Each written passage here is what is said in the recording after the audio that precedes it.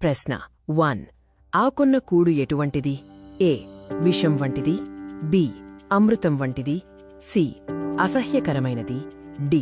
వ్యర్థమైనది. మీ సమాధానాన్ని ఎంచుకోండి. సమాధానం 1. సరైన సమాధానం బి. అమృతం వంటిది. ఆకలి వేసినప్పుడు తినే అన్నం అమృతంతో సమానం. ప్రశ్న 2.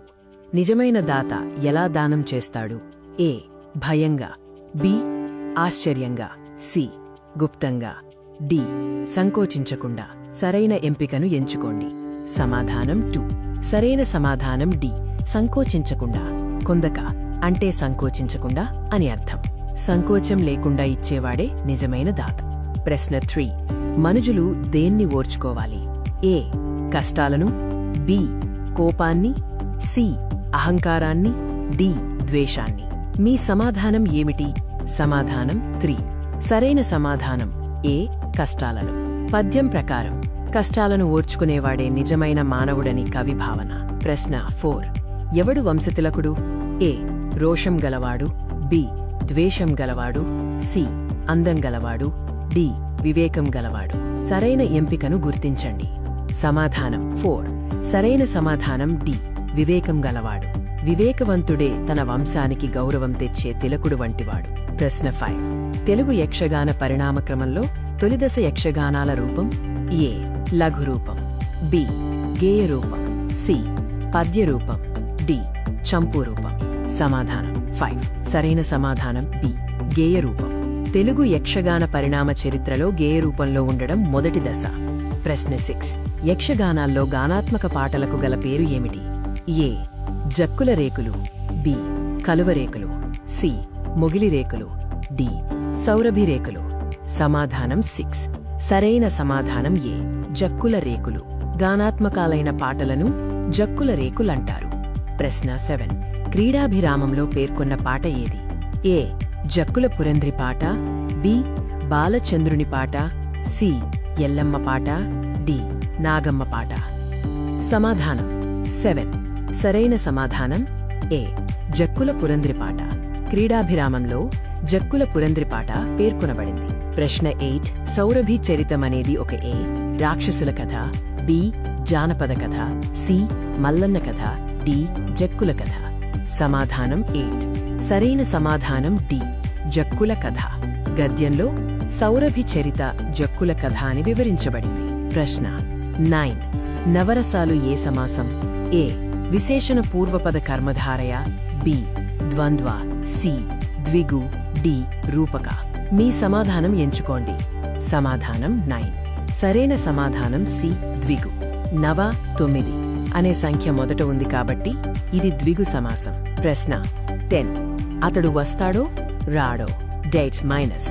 ఇది ఏ వాక్యం? ఏ. అనుమత్యర్థక. బి. సందేహార్థక. సి. నిషేధార్థక. డి. విద్యార్థక. సరైన ఎంపికను గుర్తించండి. సమాధానం 10. సరైన సమాధానం బి. సందేహార్థక.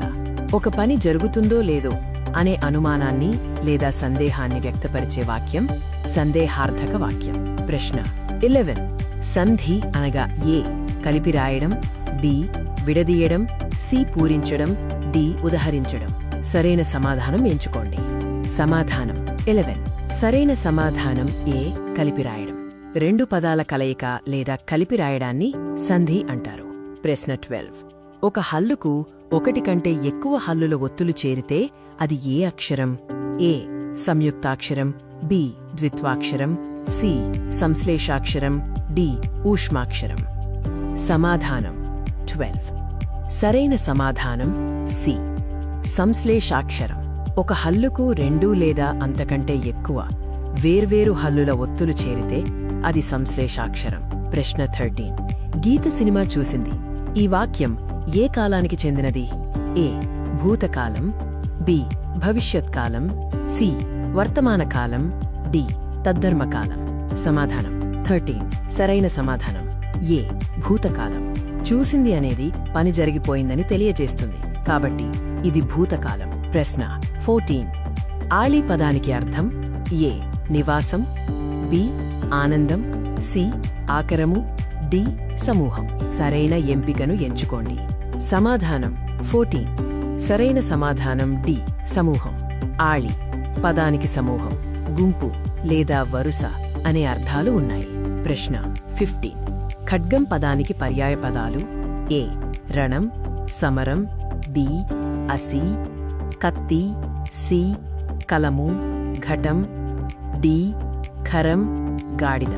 మీ సమాధానం ఏమిటి? సమాధానం 15. సరైన సమాధానం బి అసి, కత్తి. ఖడ్గం అంటే కత్తి. దీనికి పర్యాయ పదాలు అసి, కత్తి, కరవాలము. ప్రశ్న 16. కమలాలకు ఆకరమైనది వ్యుత్పత్త్యర్థంగా గల పదం ఏది?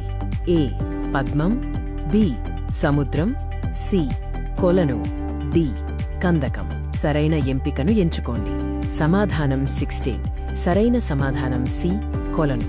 కమలాలకు నిలయమైనది, ఆకరమైనది కాబట్టి సరస్సు లేదా కొలనును కమలాకరం అని పిలుస్తారు. ప్రశ్న 17.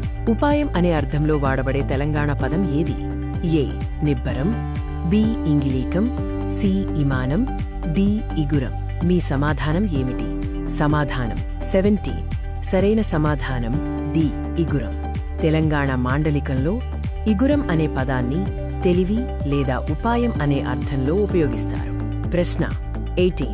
శ్రీ పదానికి నానార్థాలు: ఏ లక్ష్మి, సాలెపురుగు, బి శివుడు, పాము, సి పార్వతి, ఏనుగు, డి విష్ణువు, ఖగరాజు. సరైన ఎంపికను గుర్తించండి. సమాధానం 18. సరైన సమాధానం ఏ లక్ష్మి, సాలెపురుగు. శ్రీ అనే పదానికి లక్ష్మీదేవి, సంపద, సాలెపురుగు, విషం మొదలైన నానార్థాలు ఉన్నాయి. ప్రశ్న 19. మాతలకు మాత సకల సంపత్సమేత అని భరతమాతను కీర్తించిన కవి ఎవరు? ఏ రాయప్రోలు, బి బోయి భీమన్న, సి గురజాడ, డి జాషువా. సమాధానం 19. సరైన సమాధానం ఏ రాయప్రోలు. ఈ ప్రసిద్ధ దేశభక్తి గేయ పంక్తిని రాయప్రోలు సుబ్బారావు గారు రచించారు. ప్రశ్న 20. చెరబండరాజు అసలు పేరు ఏమిటి? ఏ యాదవరెడ్డి, బి నిఖిలేశ్వర్, సి బద్దం భాస్కరరెడ్డి, డి శివారెడ్డి. సరైన సమాధానం ఎంచుకోండి. సమాధానం 20. సరైన సమాధానం సి బద్దం భాస్కరరెడ్డి. విప్లవ కవి చెరబండరాజు అసలు పేరు బద్దం భాస్కరరెడ్డి. ప్రశ్న 21. గోనబుద్దారెడ్డి ఏ శతాబ్దికి చెందిన కవి? ఏ 13, బి 12, సి 15, డి 16. సరైన శతాబ్దాన్ని గుర్తించండి. సమాధానం 21. సరైన సమాధానం ఏ 13. రంగనాథ రామాయణ కర్త అయిన గోనబుద్దారెడ్డి 13వ శతాబ్దానికి చెందిన కవి. ప్రశ్న 22. అభినవ పోతన బిరుదుగల కవి ఎవరు? A Vanamamalai Jagannathacharyulu, B Vanamamalai Varadacharyulu, C Vanamamalai Tirumalacharyulu, D Srirangacharyulu. సమాధానం 22. సరైన సమాధానం బి వానమామలై వరదాచార్యులు. ఆయన తన పోతన చరిత్రము కావ్యానికి అభినవ పోతన బిరుదు పొందారు.